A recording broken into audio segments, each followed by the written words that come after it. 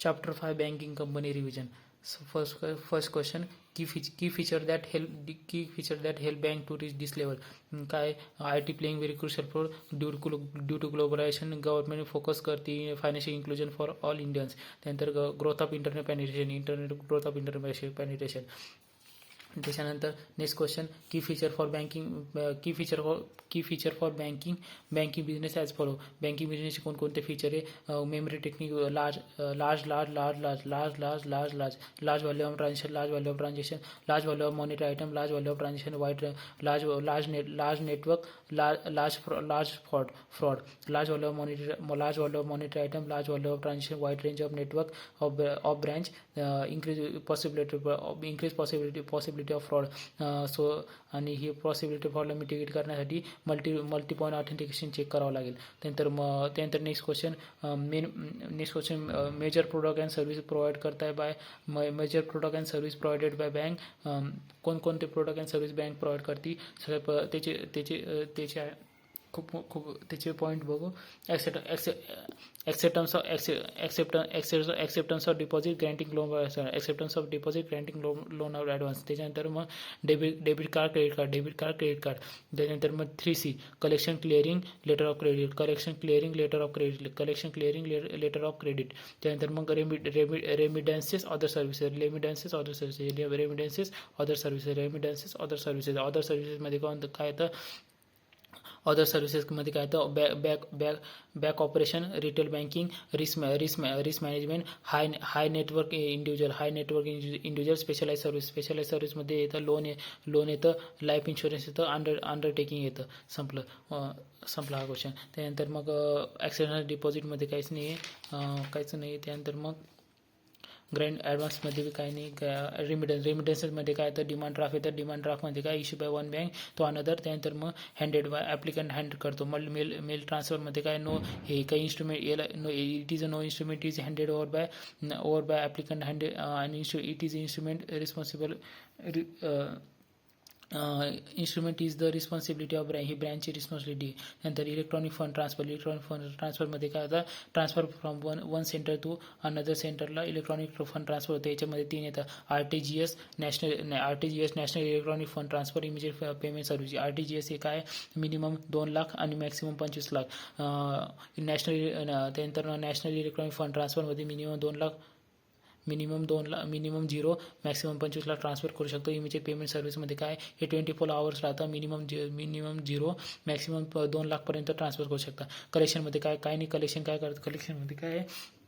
Bank collection करते on behalf of customer. त्यानंतर मग क्लिअरिंगमध्ये काय? जे बी चेक आणि ड्राफ्ट जे राहतं क्लिअरिंगची सर्व्हिस करते. क्लिअरिंगमध्ये एक क्वेश्चन आहे, electronic clearing service. Electronic clearing सर्व्हिसमध्ये काय? याच्यात बी हे फंड इलेक्ट्रॉनिक ट्रान्सफर होता from one bank to another bank. पण हे बल्की ट्रान्सफर राहतं. हे 2 फॉर्ममध्ये राहतं. एक तर ECG credit, ECG debit. ECG credit म्हणजे काय राहतं? एक सिंगल अकाउंट क्रेडिट होतं. ECG डेबिटमध्ये सिंगल अकाउंट डेबिट होतं. सिंगल अकाउंट क्रेडिट म्हणजे सिंगल रिसिव्हर फंड. इथं is a many receiver of fund राहतं. मेनी रिसिव्हर फंड राहतं. त्यानंतर मग लेटर ऑफ क्रेडिटमध्ये काय? It is undertaken by bank to pay him on behalf of borrower that amount set up in the letter of credit. set up in the letter of credit. Guarantee राहते. Bank guarantee देते. Credit card हे plastic card राहतं. Online credit card काय? हे plastic card राहतं आणि payment केलं जातं क्रेडिट बेसिसवर पेमेंट होतं. आणि डेबिट कार्ड बी हे प्लॅस्टिक कार्ड राहतं. हे याच्यात मनी ऑटोमॅटिकली बँकेतनी ट्रान्सफर होती. त्यानंतर मग ऑर्डर बँकिंग सर्व्हिसमध्ये काय आहे? Branch banking, retail banking, high network individual, risk management or त्यानंतर specialise service, specialise loan, undertaking, life insurance. त्यानंतर नेक्स्ट क्वेश्चन आहे, कॅरेक्टरिस्टिक्स ऑफ बँक. जुलै अटेम्प्टला आलेला यावेळेस येणार नाही. त्यानंतर एक्झाम्पल ऑफ CBS मध्ये काय आहे? फिन म्हणजे फिनॅकल, फिन 1 म्हणजे फिन 1. त्यानंतर फ्लक्स क्यूब, त्यानंतर बॅन CA ला, त्यानंतर CS ला बॅन करा म्हणजे बॅन CS, त्यानंतर चेकमेट म्हणजे बँकमेट, चेकमेट बँकमेट. वापस एकदा एक्झाम्पल ऑफ CBS CBS सॉफ्टवेअरचे एक्झाम्पल कोणते, फिनॅकल, फिन1, त्यानंतर फिक्स क्यूब, त्यानंतर CS ला बॅन करा म्हणजे बॅन CS, त्यानंतर मग चेकमेट बँकमेट. त्याच्यानंतर मग नेक्स्ट क्वेश्चन आहे CBSचे मॉड्यूल कोणते, की मॉड्यूल काय, CBSचे कोणकोणते की मॉड्यूल आहे. फक्त बॅकएंड ॲप्लिकेशन आहे, फ्रंट एंड ॲप्लिकेशन आहे, सेंट्रल सर्व्हर आहे. बॅकएंडमध्ये कोणते ABCD म्हणजे काय, ABCD म्हणजे काय, ATM स्विच, B म्हणजे बॅक ऑफिस, C म्हणजे क्रेडिट कार्ड सिस्टीम, D म्हणजे डेटा वेअरहाऊस. आणि सेंट्रल सर्व्हर में फ्रंट एंडमध्ये काय आहे, सगळ्यात पहिले जुन्या काही ब्रँच बँकिंग व्हायची, त्याच्यानंतर मग फोन बँकिंग आली, त्याच्यानंतर मग मोबाईल बँकिंग आली, त्याच्यानंतर इंटरनेट बँकिंग आली, त्यानंतर मग सगळ्यात आता पाहू. आता त्याच्यामधलं मसाला पाहू. बॅक ऑफिसमध्ये काय, settlement, clearing, record of maintenance, accounting आणि IT सर्व्हिसचे काम होता. डेटा वेअरहाऊस काय करतो, मॅनेज आणि डेटाला मॅनेज करतो आणि ॲनालाइज करतो डेटाला. क्रेडिट कार्ड सिस्टीममध्ये काय आहे, क्रेडिट कार्डची सिस्टीम मॅनेजमेंट होती आणि अकाउंट मॅनेजमेंट होता, ऑनलाईन ट्रान्झॅक्शन ऑथरायझेशन होतं. क्रेडिट कार्ड सिस्टीममध्ये काय, सिंगल ट्रान्झॅक्शन आहे, लाईक डिपॉझिट आणि विड्रॉ करता येतं. सेंट्रल सर्व्हरमध्ये काय होतं, जितका बी डेटा आहे हे अपडेट होतो, सेंट्रल डेटाबेसमध्ये अपडेट होतो जितका सगळा डेटा. त्यानंतर मग काय फ्रंट एंडमध्ये पाहू. फ्रंट एंडमध्ये काय होतं, बँकिंग, जुने काय ब्रँच बँकिंगमध्ये जे की फीचर दिलेले कोणकोणते की internal authorisation, initial beginning of day operation, end of the day operation, नंतर reviewing report for control and error correction. त्यानंतर मग फोन बँकिंग नंतर ब्रँच बँकिंग नंतर फोन बँक आली. फोन बँकिंगमध्ये काय आहे, ही डायरेक्ट कॉन्टॅक्ट करता येतो, बँक सेंटरला डायरेक्ट कॉन्टॅक्ट करतो ओव्हर द फोन. त्यानंतर मोबाईल बँकिंगमध्ये काय, हे फायनान्शियल ट्रान्झॅक्शन हे स्मार्टफोन आणि टॅबलेटवर होऊन जातात. इंटरनेट बँकिंगमध्ये ही जे फायनान्शियल ट्रान्झॅक्शन आहे हे एनी ब्राउझरने होता. त्याच्यानंतर मग नेक्स्ट क्वेश्चन आहे कोर फीचर ऑफ CBSचे कोणकोणते फीचर आहे, online real time processing, transaction immediately process होता, डेटाबेस सायमल्टेनियसली अपडेट होतो, सेंट्रलाइज ऑपरेशन आहे, सिग्निफिकंट रिडक्शन ऑफ एरर आहे. त्याच्यानंतर मग सेपरेट हायरार्की फॉर बिझनेस ऑपरेशनची सेपरेट हायरार्की आहे, रिमोटली इंटरॅक्शन आहे, कस्टमरची रिमोटली इंटरॅक्शन आहे. त्यानंतर मग डेली हाफ इयरली किंवा ॲन्युअली क्लोजिंग होती, किंवा एनी टाईम एनिवेअर ॲक्सेस होतं. वापस एकदा की फीचर काय, online real time transaction, online real time processing, transaction immediately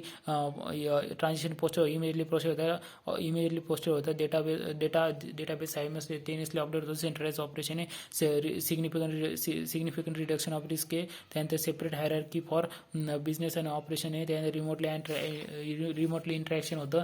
त्यानंतर हाफ इयरली ॲन्युअली क्लोजिंग आहे. त्यानंतर एनी टाईम एनिवेअर ॲक्सेस होतं, कस्टमर ॲक्सेस करू शकता. त्यानंतर मग सगळ्यात महत्त्वाचा question, technological component of CBS म्हणजे की टेक्नॉलॉजी कंपोनंट किंवा मेजर कंपोनंट ऑफ CBS कोणते CBSचे कोणकोणते कंपोनंट आहे, ही मेमरी टेक्निक आहे. मेमरी टेक्निकमध्ये ही application environment, database application environment, database environment, security architecture, connection and network and internet, data centre, disaster recovery centre आणि online transaction monitoring, fraud risk management. आता डिटेलमध्ये बघू. सगळ्यात पहिले डेटाबेस इन्व्हायरमेंट म्हणजे काय, डेटाबेस इन्व्हायरमेंट ही डेटा स्टोअर करतं. Application environment काय करते, it include all application server. So for example जे CBSचे सॉफ्टवेअरचे एक्झाम्पल होते तेच लिहायचे, फिनॅकल, फाइन1, फ्लिक्सक्यूब, बँक CS आणि बँकमेट. त्याच्यानंतर मग सिक्युरिटी आर्किटेक्चर, एंटरप्राइज सिक्युरिटी आर्किटेक्चरमध्ये जास्त इमोशनल झालेले ते. त्याच्यात त्याचे कोणकोणते सिक्युरिटी आर्किटेक्चर आहे, 2 टाईप ऑथेंटिकेशन व्हायला, पासवर्ड मॅनेजमेंटची पॉलिसी पाहिजे, एम्प्लॉयला ट्रेनिंग द्यायची, प्रॉपर रिपोर्टिंग मेकॅनिझम पाहिजे, त्यानंतर इफेक्टिव्ह चेंज मॅनेजमेंट पाहिजे, सिक्युअर कॉन्फिगरेशन पाहिजे, त्यानंतर कंटिन्युअस सर्वेलन्स म्हणजे निगराणी पाहिजे, कंटिन्युअस निगराणी पाहिजे. ते वापस एकदा सिक्युरिटी आर्किटेक्चर काय आहे, टू फॅक्टर ऑथेंटिकेशन पाहिजे, पासवर्ड मॅनेजमेंट पॉलिसी पाहिजे, एम्प्लॉईजला चांगली ट्रेनिंग द्यायला पाहिजे, प्रॉपर रिपोर्टिंग पाहिजे, सिक्युअर कॉन्फिगरेशन पाहिजे, इफेक्टिव्ह चेंज मॅनेजमेंट पाहिजे, कंटिन्युअस सर्वेलन्स पाहिजे, कंटिन्युअस निगराणी पाहिजे. त्याच्यानंतर मग नेक्स्ट आहे data centre, disaster recovery centre. Data centre काय याच्यात सगळे येतं, ॲप्लिकेशन डेटाबेस सर्व्हर, सगळं वेब सर्व्हर हे सगळं येतं. पण डिझास्टर रिकव्हरी सेंटर हे काय, जर सपोज एखादा सिस्टम क्रॅश झाली तर डिझास्टर रिकव्हरी सर्व्हर्स पाहिजे. त्यानंतर मग काय online transaction monitoring, fraud risk factor. याच्यात काय होतं, काही फ्रॉड रिस्क फॅक्टर दिसली तर ते काय करतं, सिस्टीम याच्यात प्रॉपर अलर्ट सिस्टीम राहते. हे झालं, हे सगळं झालं की टेक्नॉलॉजी कंपोनंट ऑफ CBS. याच्या वापस एकदा की टेक्नॉलॉजी कंपोनंट ऑफ CBSचे मेमरी टेक्निक काय, application layer, application environment, database environment, त्यानंतर सिक्युरिटी आर्किटेक्चर, त्यानंतर हे नेटवर्क आणि कनेक्टिव्हिटी ऑफ नेटवर्क आणि इंटरनेट, हे डेटाबेस सेंटर, हे डिझास्टर रिकव्हरी सेंटर आहे. आणि त्याच्यानंतर online monitoring of fraud risk factor. त्याच्यानंतर नेक्स्ट क्वेश्चन आहे की आस्पेक्ट इन CBS, म्हणजे असे गोष्टी ते CBS मध्ये असल्याच पाहिजे. की आस्पेक्ट इन CBS काय आहे, मेमरी टेक्निक आहे, information of CRR, information flow म्हणजे की इन्फॉर्मेशन फ्लो पाहिजे, कस्टमर सेंट्रिक पाहिजे, रेग्युलेटरी कंप्लायन्स पाहिजे, रिसोर्स ऑप्टिमाइज पाहिजे. वापस एकदा की आस्पेक्ट इन CBS मध्ये इन्फॉर्मेशन फ्लो पाहिजे, त्यानंतर मग कस्टमर सेंट्रिक पाहिजे, रेग्युलेटरी कंप्लायन्स पाहिजे, रिसोर्स ऑप्टिमायझेशन. इन्फॉर्मेशन फ्लो पाहिजे मध्ये काय राहतं, जी फॅसिलिटी देत आहे CBSची ती त्याच्या स्पीडची इम्प्रूव्हमेंट पाहिजे. त्याच्यानंतर मग कस्टमर सेंट्रिकमध्ये टार्गेट चांगलं कस्टमरला टार्गेट करायचं, right time, right place, right चॅनलने टार्गेट करायचं. त्यानंतर रेग्युलेटरी कंप्लायन्स, जितके बी कंप्लायन्स आहेत ते सगळे इन्शोर करायला पाहिजे, कंप्लाय करते CBSचं सॉफ्टवेअर कंप्लाय करते. त्यानंतर रिसोर्स ऑप्टिमायझेशन काय, लोअर कॉस्टमध्ये सगळे रिसोर्सेस ऑप्टिमाइज व्हायला पाहिजे. ठीक आहे, हे कोणते की ॲस्पेक्ट इन CBS काय, इन्फॉर्मेशन फ्लो, त्यानंतर customer centric, regulatory compliance, resource optimisation. त्याच्यानंतर नेक्स्ट क्वेश्चन आहे type of server in CBS किंवा technological architecture in CBS.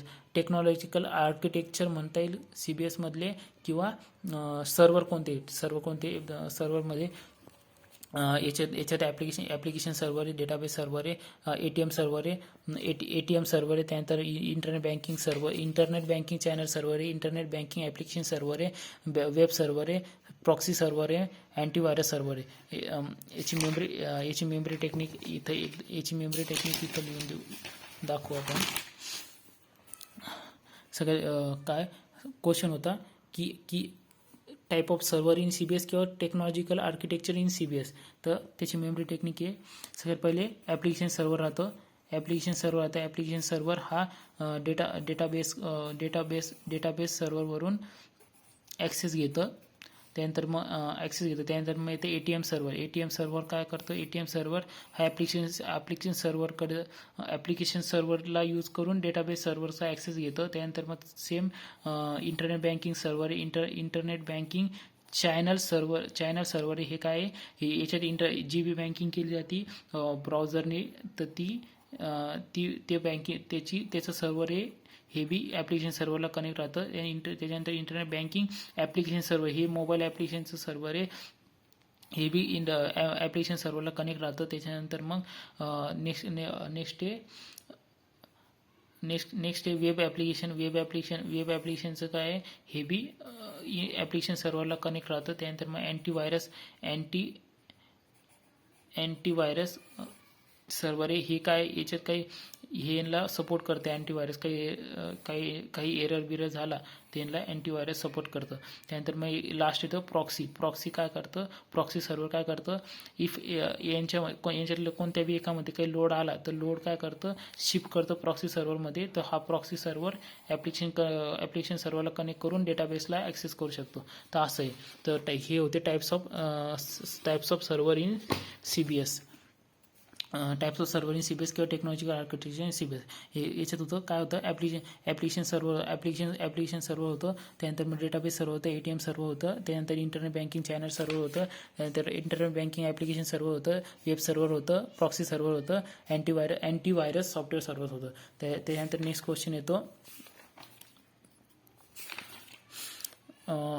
Implementation of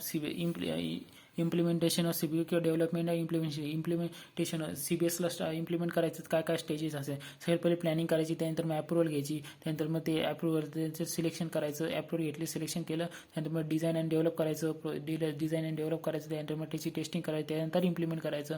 implement केल्यानंतर त्याला मेंटेन करायचं, त्याला त्याला सपोर्ट करायचं, त्याला अपडेट करायचं आणि त्याचं ऑडिट करायचं, संपलं. त्यानंतर मग हे सगळ्यात महत्त्वाचा क्वेश्चन आम्ही वेट आहे, रिस्क CBSमध्ये कोणकोणते रिस्क आहे. त्याची मेम रेटिंग आहे C awesome plus risk. C म्हणजे काय, सी म्हणजे क्रेडिट लिस्ट, सी म्हणजे क्रेडिट लिस्ट आणि ऑसम म्हणजे ओ म्हणजे ऑपरेशनल रिस्क. एस म्हणजे कोणती, स्ट्रॅटेजिक रिस्क, आणि एम म्हणजे market risk, I T risk राहते. सगळ्यात महत्त्वाचं आता पाहू क्रेडिट रिस्क काय. ही याच्यात लोन बिकम इरिवोकेबल असतात, किंवा त्यानंतर मग ऑपरेशन रिस्कमध्ये काय आहे, loss to bank due to inadequate internal control. बँकेमध्ये inadequate internal control people system inadequate राहते. त्यानंतर इथे त्यानंतर इथं सब क्वेश्चन आहे, ऑपरेटिंग रिस्कचे कंपोनंट कोणते आहे. त्याची मेम रेटिंग आहे TRP people compliance legal information security. TRP people compliance legal information security. TRP काय, ट्रान्झॅक्शन प्रोसेस रिस्क. पीपल म्हणजे people risk, compliance risk, legal म्हणजे लीगल रिस्क, इन्फॉर्मेशन सिक्युरिटी म्हणजे इन्फॉर्मेशन रिस्क.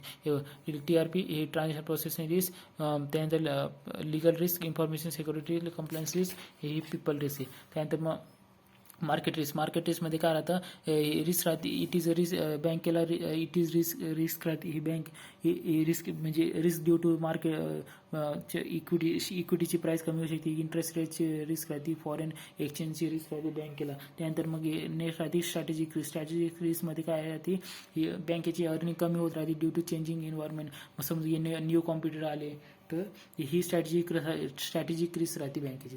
त्यानंतर मग इथं आय टी रिस्कमध्ये काय आहे, component of I T risk आहे. त्याच्यानंतर मासिक डाटा चेंज किया. म्हणजे काय आहे, मेंटेनिंग रिस्पॉन्स टाइम. त्यानंतर maintaining response time, user identity management. त्यानंतर मग एम झालं. त्यानंतर मग ए काय आहे, access control, authentication process, authorisation process. Access control, authentication procedure, authorisation procedure. Access control, authentication procedure, authorisation procedure. Access control, authentication procedure, authorisation procedure. त्यानंतर मग yes म्हणजे काय, सेव्हरल सॉफ्टवेअर इंटरफेस राहतात. त्यानंतर मग आय म्हणजे काय, इन्सिडेंट हँडलिंग प्रोसिजर. त्यानंतर डाटा ओनरशिप ऑफ डाटा. त्याच्यानंतर मग काय, चेंज मॅनेजमेंट. वापस एकदा आय टीचे कोणकोणते types of I T risk, component of I T risk. मासिक डाटा चेंज किया. मासी म्हणजे काय, maintenance and response time, user identity management. A म्हणजे काय, access control, authentication procedure, authorisation procedure. S काय, सेव्हरल सॉफ्टवेअर इंटरफेस राहतात. आय म्हणजे काय, आय म्हणजे incident handling procedure. Data ownership of data, change management झालं. त्यानंतर मग नेक्स्ट क्वेश्चन येतो, information security compromise. Information security compromise काय आहे, ही मेमरी टेक्निक आहे. सगळ्यात पहिले PPP काय, इन्फॉर्मेशन सिक्युरिटीची पॉलिसी प्रोसिजर प्रॅक्टिस. त्यानंतर मग इन्फॉर्मेशन सिक्युरिटीची पॉलिसी प्रोसिजर प्रॅक्टिस. त्यानंतर युजर सिक्युरिटी त्याच्यानंतर administration security, application security, database security, operating system security, network security, security, physical security. तर मेमरी टेक्निक बघू आपण. PPP काय आहे, हे PPP काय आहे, हे ॲप्लिकेबल टू ऑल एरिया राहतं. Information security security policy procedure. त्यानंतर मग काय ॲडमिशन म्हणजे काय, हे ॲडमिशन इथं ॲडमिशनचा डोअर आहे, म्हणजे ॲडमिशनचा डोअर आहे म्हणजे काय, ॲडमिशन सिक्युरिटी. त्यानंतर ही बँकेच्या बाहेर दोन बॉडीगार्ड आहे म्हणजे फिजिकल सिक्युरिटी, ही फिजिकल सिक्युरिटी. त्यानंतर मग आपण एंट्री ॲडमिशन सिक्युरिटी म्हणजे एंट्री केली. त्यानंतर मग हे काय ॲप काय, हे application security, database security, operating system security. आणि हे जितके बी बाण हे नेटवर्क सिक्युरिटी. हे बघ, बाण म्हणजे नेटवर्क सिक्युरिटी. वापस एकदा काय, ही बँक आहे, बँकमध्ये काय PPP आहे, बँकेच्या बाहेर PPP म्हणजे काय, policy information security policy procedure practice. बँकेमध्ये पॉलिसी प्रोसिजर प्रॅक्टिसेस असतात. त्यानंतर मग बँकेच्या बाहेर 2 सिक्युरिटी गार्ड राहतात म्हणजे ती फिजिकल सिक्युरिटी. त्यानंतर मी आपण बँकेमध्ये एंट्री करतो ते काय, ॲडमिनिस्ट्रेशन सिक्युरिटी. एंट्री केल्यामध्ये आपण ॲप्लिकेशन करतो म्हणजे ॲप्लिकेशन सिक्युरिटी. ॲप्लिकेशन हे डेटाबेसमध्ये जातं, डेटाबेस सिक्युरिटी. डेटाबेस आणि हे सगळं ऑपरेट करायला ऑपरेटिंग सिस्टीम लागते, त्याला ऑपरेटिंग सिस्टीम सिक्युरिटी म्हणतात. आणि या सगळ्या प्रोसेसला साठी इंटरनेट आणि कनेक्टिव्हिटी पाहिजे म्हणून नेटवर्क रिस्क म्हणतात, नेटवर्क सिक्युरिटी म्हणतात. म्हणून आपण म्हणतो PPP information security procedure, information security policy procedure practices, administration security. App म्हणजे ॲप्लिकेशन सिक्युरिटी, डेटा म्हणजे database security, OS operating system security, network अशी बाण म्हणजे नेटवर्क म्हणजे नेटवर्क सिक्युरिटी, 2 बॉडीगार्ड म्हणजे फिजिकल सिक्युरिटी. त्यानंतर मग रिस्क आणि इन्फॉर्मेशन सिक्युरिटीची कोणकोणती रिस्क आहे, जी मॉडिफाय करू, अनऑथराइज मॉडिफिकेशन करायचं, पासवर्ड टाकून टाक, पोटेन्शियल लॉस ऑफ डेटा असू शकतो, पासवर्ड टाक, accountability not establish, unique user ID ठेवत जाय ना. मग इझी आणि इझियर टू गेस पासवर्ड, मग ते पासवर्ड पिरियडिकली चेंज करत जाय. रिस्क आणि IT सिक्युरिटीची कोणकोणते रिस्क आहे,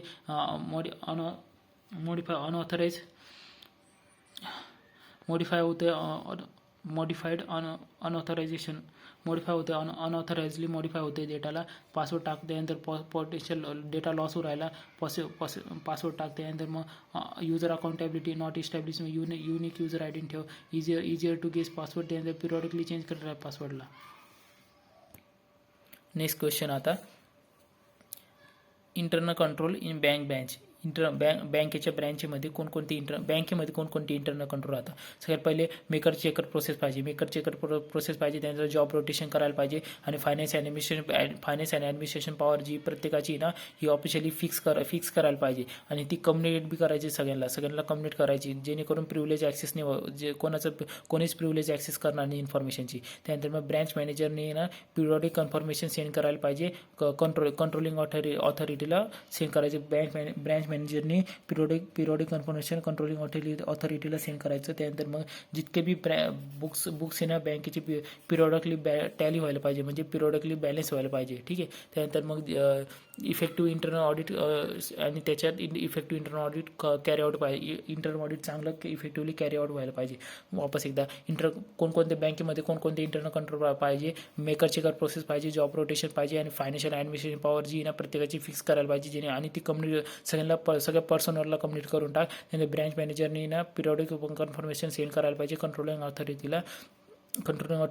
बँक जितके बुक ऑल बुक्स आहे ना, हे पिरियॉडिकली बॅलन्स व्हायला पाहिजे. Effective credit internal audit effectively carry out व्हायला पाहिजे. त्यानंतर इंटरनल कंट्रोल, बँकेमध्ये कोणकोणते बँकेमध्ये IT कंट्रोल पाहिजे. IT कंट्रोलमध्ये बँकमध्ये तर रेकॉर्ड जितके बी लॉग इन लॉग आउट आहे त्याचं सगळं रेकॉर्ड पाहिजे, आणि त्याचं सुपरवायझरी पासवर्ड असला पाहिजे. त्यानंतर मग सिस्टीम चेक असलं पाहिजे, जेणेकरून जो बी वेदर अमाऊंट ही ना, ही ड्रॉइंग पॉवरपेक्षा जास्त विड्रॉ तर नाही करत आहे ना. त्यानंतर मग हे ॲक्सेस पाहिजे, स्टिप्युलेटेड आवरमध्येच ॲक्सेस पाहिजे, स्टिप्युलेटेड डेमध्येच ॲक्सेस भेटले पाहिजे. आणि जी ॲक्सेस आहे ही नीड टू नो बेसिसवर असली, ॲक्सेस जी ना ती नीड टू नो बेसिसवर असली पाहिजे. आणि युजरचा टाईम आहे ना, हा प्रिस्क्राईब पाहिजे. युजरचा लॉग इन आणि लॉग आउट टाईम हा प्रिस्क्राईब पाहिजे. हे होते IT कंट्रोल. हे ITचे कंट्रोल आहे, हे बँकेचे नॉर्मल इंटरनल कंट्रोल आहे. आणि हे कंट्रोल कोणते, IT रिलेटेड कंट्रोल आहे. वापस एकदा, IT रिलेटेड कंट्रोल कोणतं आहे, जितके बी बी लॉग इन लॉगआउटचे डेटा मेंटेनन्स सब रेकॉर्ड पाहिजे. सुपरवायझरी पासवर्ड असला पाहिजे. सिस्टीम चेक पाहिजे वेदर द अमाऊंट ही ड्रॉइंग पॉवरच्या वरती एक्सिट विड्रॉ तर नाही करत आहे ना. त्यानंतर मग त्यानंतर ॲक्सेस करायचं कोणतं ॲक्सेस करायचं ॲक्सेस अवेलेबल ऑनली स्टिप्युलेटेड आवर्समध्ये स्टिप्युलेटेड डेटमध्ये ॲक्सेस करायचं. ॲक्सेस ही न्यू टू नो बेसिसवर असलं पाहिजे. युजरचा टाईम येणं हा प्रिस्क्राईब असला पाहिजे. युजरचा time log in log out time prescribe असला पाहिजे. त्यानंतर 4 गेटवे ऑफ ॲप्लिकेशन सॉफ्टवेअर हे फर्स्ट चॅप्टरमध्ये पण आहे. Configuration master transaction reporting. Configuration काय जे सेटअप काय हे असे मास्टर जे सेटअप एकदा सेटअप सिस्टीम रिलेटेड राहतात. समजा पासवर्ड मॅनेजमेंट म्हणून घे किंवा मास्टर हे particular employ master customer income tax master transaction हे अकाउंटिंग सेल परचेसचे ट्रान्झॅक्शन त्यानंतर रिपोर्टिंग मास्टर हे तर काय day to day transaction daily MIS report हे चॅप्टर 1मध्ये डिटेलमध्ये. त्याच्यानंतर मग कोर बँकिंग. त्यानंतर मग नेक्स्ट क्वेश्चन आहे कासाची प्रोसेस कोणती. कासाची प्रोसेस पहिली कासा म्हणजे current and saving account open करायचं असेल तर कोणकोणती प्रोसेस लागते. कस्टमर रिलेशनशिप मॅनेजरकडे जातो. सगळ्यात पहिले कस्टमर रिलेशनशिप मॅनेजरकडे जातो. रिलेशनशिप मॅनेजर KYC डॉक्युमेंट मागतो आणि ते सगळे KYC डॉक्युमेंट हँडओव्हर करतो. क्रेडिट टीमला हँडओव्हर करतो. क्रेडिट टीम काय करते व्हेरीफाय करते आणि त्यानंतर अपडेट करते. आणि कासाची जी फॅसिलिटी ना ती कस्टमरला प्रोव्हाइड केली जाते आणि कस्टमर अवेल करतो फॅसिलिटी अवेल करतो. आणि काय बी चेक डिपॉझिट म्हणजे चेक डिपॉझिट करू शकतो. विड्रॉ करू शकतो किंवा RTGS करतो. NEFT करू शकतो. IB करू शकतो. त्यानंतर मग त्याची कासाची रिस्क कोणती आहे. रिस्क अँड कंट्रोल कोणती आहे कासाची रिस्क जी क्रेडिट लाईन आहे ना अनऑथराइज आहे तर मग त्याला फॉलो कर. क्रेडिट पॉलिसीला फॉलो कर. क्रेडिट लाईन ही इन CBS मध्ये अनऑथराइज आहे तर मग सेटअप कर. ऑथराइज पर्सनला सेटअप कर. कस्टमरचा data not in accordance with pre disbursement certificate. त्याच्यानंतर मग त्याचं काय ऑथराइज पर्सनला अपॉइंट कर. Inaccurate interest and charges inaccurate calculation of interest and charges. मग interest and charges automatically calculate कर. अनऑथराइज ट्रान्झॅक्शन अप्रूव्ह होत आहे. सेग्रेशन ऑफ ड्युटीची गरज आहे. इनॲक्युरेट अकाउंटिंग राहिली. अकाउंटिंग CBS मध्ये अकाउंटिंग कर ना. त्यानंतर नेक्स्ट क्वेश्चन आहे क्रेडिट कार्डची प्रोसेस. क्रेडिट कार्डला अप्लाय करायचे काय प्रोसेस आहे. सेम प्रोसेस राहील जी प्रोसेस आपण याच्यात केली कासामध्ये केली. काय कस्टमर रिलेशनशिप मॅनेजरकडे राहील. रिलेशनशिप मॅनेजर काय KYC डॉक्युमेंट मागेल. KYC ते सगळे डॉक्युमेंट काय करेल क्रेडिट टीमला हँडओव्हर करेल. क्रेडिट टीम काय व्हेरीफाय करेल आणि अपडेट करेल. एकदाची व्हेरीफाय अपडेट केली तर क्रेडिट कार्ड डिलिव्हर कर. क्रेडिट कार्ड जे फिजिकली ट्रान्सफर होऊन जाईल कस्टमरला. संपला विषय. त्यानंतर सेल ऑथेंटिकेशन. क्रेडिट कार्डचे आपण जर सेल केली तर त्याची ऑथेंटिकेशन प्रोसेस कसं राहील. ते काय करेल सगळ्यात पहिले कस्टमर काय करेल स्वाईप करेल. क्रेडिट कार्डला स्वाईप करेल. ॲट अ पॉईंट ऑफ सेलमध्ये स्वाईप करेल. मग काय करेल ऑथेंटिकेशन रिक्वेस्ट जनरेट होते जी ते होईल. ऑथेंटिकेशन रिक्वेस्ट जनरेट झाली ती रिक्वेस्ट सेंड होईल. मर्चंट बँकला सेंड केली जाते. मर्चंट बँक काय करतो सेंड करतो ती रिक्वेस्ट क्रेडिट कार्ड नेटवर्कला सेंड करतो. आणि ते क्रेडिट कार्ड इश्यू बँक राहते ती ना व्हॅलिडेट करते. ट्रान्झॅक्शनला व्हॅलिडेट करते. एकदा जर ट्रान्झॅक्शन व्हॅलिडेट झाले त्यानंतर व्हॅलिडेट मग एक अप्रुव्हल मेसेज रिसिव्ह होतो. ठीक आहे. व्हॅलिडेट झालं की अप्रुव्हल मेसेज रिसिव्ह होतो. एकदाचा अप्रुव्हल मेसेज रिसिव्ह झाला तर काय ट्रान्झॅक्शनची रिसिप्ट जनरेट होते आणि सेलची जितकी बी प्रोसेस ती कंप्लीट होऊन जाते. त्यानंतर मग क्लिअरिंग अँड सेटलमेंटची प्रोसेस काय आहे. क्लिअरिंग अँड सेटलमेंट काहीच नाही. ट्रान्झॅक्शन हे काय कस्टमर स्वाईप करतो. कस्टमर कार्डला स्वाईप करतो. त्यानंतर मग ऑथेंटिकेशन रिक्वेस्ट जनरेट मर्चंट बँकला रिक्वेस्ट जाते. मर्चंट बँक काय करतो त्याची मर्चंट फी जितकी ना ती डिडक्ट करतो. आणि मग त्यानंतर मग सेंड करतो इन्फॉर्मेशन ट्रान्झॅक्शनची डिटेल करून क्रेडिट नेटवर्कला इश्यू करतो. क्रेडिट नेटवर्कची बँक काय करतात ते व्हॅलिडेट करतात ट्रान्झॅक्शनला आणि कोणते जी ट्रान्झॅक्शन फी ना ते कटून देता कट करता. आणि त्याच्यानंतर मग जी बी ट्रान्झॅक्शनला व्हॅलिडेट करून रिसिप्ट जनरेट करता आणि sale process payment process complete होऊन जाते. त्याच्यानंतर मग काय क्रेडिट कार्डची कोणकोणते रिस्क ही सेम रिस्क आहे जी ही क्रेडिट कार्डची ही कासाची जी रिस्क होती ही आणि कंट्रोल जे होते तेच सेम कंट्रोल हे तेच रिस्क आणि कंट्रोल तेच इथं लिहायचे. क्रेडिट कार्डच्या प्रोसेसमध्ये सेम टू सेम तेच लिहायचे. त्यानंतर मग मॉर्गेज लोनमध्ये काय टाईप्स ऑफ मॉर्गेज लोन. हे होम लोन हे होम लोन राहतं, हे बघा होम लोन राहतं, आणि एक कोणतं टॉपअप लोन राहतं, आणि एक अंडर कन्स्ट्रक्शन लोन राहतं, अंडर कन्स्ट्रक्शन प्रॉपर्टी लोन. त्यानंतर मग प्रोसेस मॉडगेजची प्रोसेस कोणकोणत्या मॉडगेजसाठी कोणकोणते प्रोसेस आहे. एक प्रकार पहिलं स्टेप ते हे दोन प्रकारचे मॉडगेज राहतात, एक फिक्स रेट आणि एक फ्लोटिंग रेट. फिक्स मॉडगेजमध्ये काय राहतं, रेट ऑफ इंटरेस्ट फिक्स राहतो. फ्लोटिंगमध्ये रेट ऑफ इंटरेस्ट फ्लक्च्युएट होत राहतो.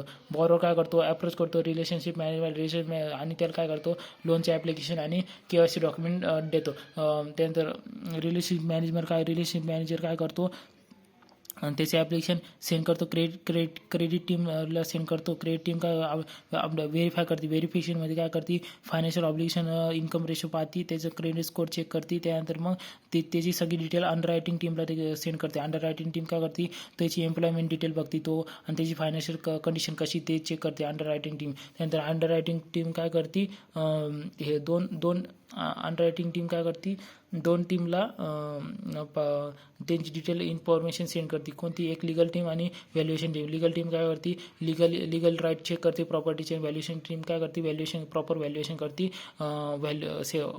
सिक्युरिटीचं प्रॉपर व्हॅल्युएशन करते. त्यानंतर मग ह्या दोघी टीम काय करतात, वापस सगळे इन्फॉर्मेशन ऑपरेटिंग टीमला सेंड करतात. ऑपरेटिंग काय करते, कस्टमरला लेटर ऑफ ऑफर सेंड करते. कस्टमर काय करेल, लेटर ऑफ ऑफर साईन करेल. एकदाची लेटर ऑफ ऑफर साईन केली तर काय करतो, कस्टमर जितके बी प्रॉपर्टी डॉक्युमेंट हँडओव्हर करतो ऑपरेटिंग टीमला. आणि त्यानंतर मग बँक काय करते, प्रोसेस कंप्लीट करते, आणि bank place the charge on property. संपला विषय. त्यानंतर मग मॉडगेजचे कोणकोणते मॉडगेज प्रोसेसचे कोणकोणते रिस्क आहे. एक तर कस्टमरची नाव आणि लोनची डिटेल ॲक्युरेट असू शकते, तर त्याला कोणतंही सेकंडरी रिव्ह्यू प्रोसिजर टाक. त्यानंतर एक कस्टमरचं लोनची अमाऊंट इनकरेक्ट असू शकते, सेकंडरी रिव्ह्यू प्रोसिजर टाक. इनकरेक्ट इंटरेस्ट असू शकतं, ऑटोमॅटिकली करणं. अनऑथराइज चेंजेस सॅग्रिगेशन ऑफ ड्युटीची गरज आहे. ठीक आहे. त्याच्यानंतर वापस एकदा लोन इनकरेक्ट कस्टमर किंवा लोनची डिटेल असू शकते, तर सॅग्रिगेशन सेकंडरी रिव्ह्यू परफॉर्म कर. इनकरेक्ट लोन अमाऊंट असेल तर सेकंडरी रिव्ह्यू परफॉर्म कर. इनकरेक्ट इंटरेस्ट असेल तर ऑटोमॅटिकली कॅल्क्युलेट. अनऑथराइज चेंज असेल तर सॅग्रिगेशन ऑफ ड्युटी कर. नेक्स्ट क्वेश्चन आहे ट्रेजरी प्रोसेस. ट्रेजरी प्रोसेसमध्ये काय कोर एरिया, ट्रेजरी प्रोसेसचे कोणकोणते कोर एरिया आहे. सगळ्यात पहिले front office, middle office, back office. Front office काय, याला डिलिंग रूम ऑपरेशन बी म्हणता, डिलिंग रूम ऑपरेशन म्हणता याला. हे काय, याच्यात काय ट्रान्झॅक्शन डन होतं, याच्यात काय होतं, मिडल ऑफिसमध्ये ऑथराईज होतं, ट्रान्झॅक्शनला ऑथराईज करतो आपण, याच्यात ट्रान्झॅक्शन क्लोज होतं. फ्रंट ऑफिसमध्ये ट्रान्झॅक्शन डन होता आणि याच्यात ट्रान्झॅक्शन ऑथराईज होता, याच्यात काय होतं, ट्रान्झॅक्शन क्लोज होतं. संपलं, एवढंच लिहायचं. त्यानंतर प्रोसेस काय विचारणार नाही. त्यानंतर मग रिस्क कंट्रोल. ट्रेजरी प्रोसेसची रिस्क कंट्रोल विचारू शकता. त्याच्यात काय सेटअप, अनऑथराइज सिस्टीम सेटअप असेल तर सॅग्रेशन ड्युटी कर. इनकरेक्ट ट्रेड असेल तर सॅग्रेशन ड्युटी कर. बॅक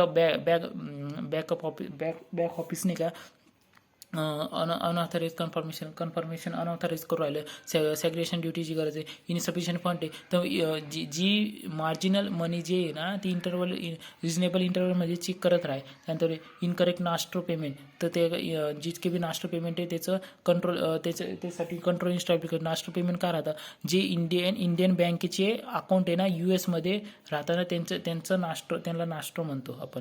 ठीक आहे. त्यानंतर मग लोन काय, लोन अँड फायनान्समध्ये क्लासिफिकेशन ऑफ क्रेडिट फॅसिलिटी. एक फंडेड आहे, नॉन फंडेड. हे ऑडिटमध्ये पण आहे. Funded base credit facility, non funded. फंडेडमध्ये काय, अमाऊंट ट्रान्सफर होती by borrower to bank to बॉरोवरच्या अकाउंटमध्ये, ते CC म्हणा, OD म्हणा, लोन म्हणा, बिल डिस्काउंटिंग. नॉन फंडेडमध्ये हे काय, हे मनी ट्रान्सफर नाही होत बॉरोवरच्या अकाउंटमध्ये, हे गॅरंटी देते किंवा लेटर ऑफ क्रेडिट होतं. नंतर याची प्रोसेस, नंतर याची लोन आणि ट्रेड फायनान्सची प्रोसेस कोणती लिहिशील, जी मॉडगेजची लोन प्रोसेस होती. मॉडगेजची प्रोसेस कोणती, ही जी प्रोसेस मॉडगेजच्या वेळेस आपण जी प्रोसेस काढली हीच प्रोसेस लिहायची, लिहायची लोनच्या केसमध्ये. आणि त्याच्यानंतर मग लोनची जितके बी रिस्क आहे, कुठे गेला रिस्क, हे लोन आणि ॲडव्हान्सची जितकी बी रिस्क आहे हे कोणते लिहिल, कासाची जे रिस्क लिहिल्या होत्या का आपण कासाच्या, त्याच रिस्क आपण याच्या लोनच्या लिहायच्या. त्यानंतर मग नेक्स्ट क्वेश्चन कोणता आहे, मनी लॉन्ड्रिंग काय, हे डर्टी मनीला क्लीन मनीमध्ये कन्वर्ट करतं. मनी लॉन्ड्रिंगचे 3 स्टेज राहतात, एक प्लेसमेंट राहतं, लेअरिंग राहतं आणि इंट्रिगेशन राहतं. प्लेसमेंटमध्ये काय राहतं, हे collection, it is a collection of याच्यात जितका बी डर्टी मनी त्याचं कलेक्शन होतं. लेअरिंगमध्ये काय आहे, sending money, it is a sending money from various financial through various financial transaction through, various financial ट्रान्झॅक्शनने मनी सेंड होतो. म्हणजे एक तर त्याचं फॉर्म चेंज करेल किंवा त्याचं one bank to another bank किंवा one account to another bank, different त्याची आयडेंटिटी चेंज करून आपण फंड ट्रान्सफर करतो. त्यानंतर त्याच्यामधले इंटिग्रेशनमध्ये काय, ही इंटिग्रेशनमध्ये काय, कन्व्हर्जन जितकी इलिगल प्रोसेस आपण केली त्याला अप्रोप्रिएटली इलिजिटिमेट बिझनेस अर्निंगमध्ये आपण कन्वर्ट करतो. ठीक आहे. त्याच्यानंतर मग नेक्स्ट क्वेश्चन कोणता आहे, सायबर क्राईम. सायबर क्राईम काय आहे, असे क्राईम जे कॉम्प्युटरने होतात आणि क्राईम ज्याच्यामध्ये कॉम्प्युटर अँड नेटवर्क इन्व्हॉल्व आहे, अशा क्राईम ज्याच्यात कॉम्प्युटर अँड नेटवर्क इन्व्हॉल्व आहे. संपला विषय. त्याच्यानंतर मग काय, आरबीआय की फीचर ऑफ आरबीआय काय, MRI monetary authority, regulator and supervision of financial system आणि issue of currency. MRI monetary authority, regulator supervision of financial system आणि इश्यूइंग करन्सीला इश्यू करन्सी. त्यानंतर मग money laundering, prevention of money लॉन्ड्रिंगचे important section, charging section number 3 है. Section number 12, रात को 12 बजे अकाउंटिंग रिकॉर्ड मेंटेन क्या कौन सा रिकॉर्ड मेंटेन किया, रात को 12 बजे मेंटेनन्स ऑफ रेकॉर्ड हुआ. काय करा, प्रत्येकाला जितके बँकेला आहे ना, जितके बी रेकॉर्ड मेंटेन करायचे आणि ते रेकॉर्ड काय फर्निश करायचे, डायरेक्टरला फर्निश करायचे. आणि त्यानंतर मेंटेनन्स रेकॉर्ड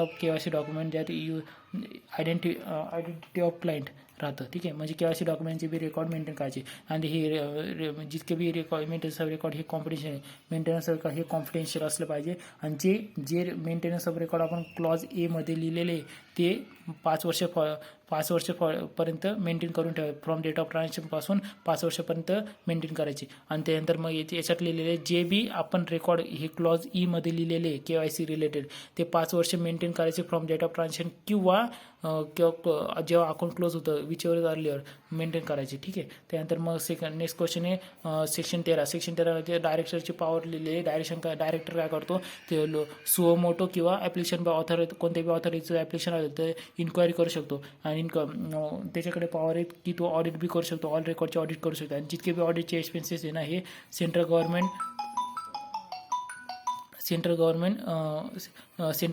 देईल. ठीक आहे. त्यानंतर मग डायरेक्टर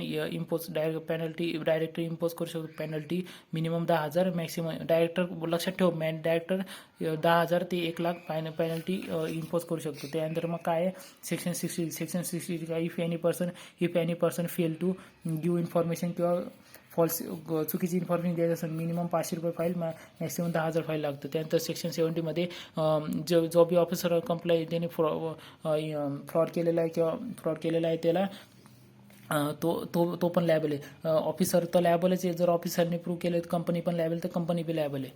ठीक आहे. त्यानंतर मग नेक्स्ट क्वेश्चन मग झालं, संपला चॅप्टर.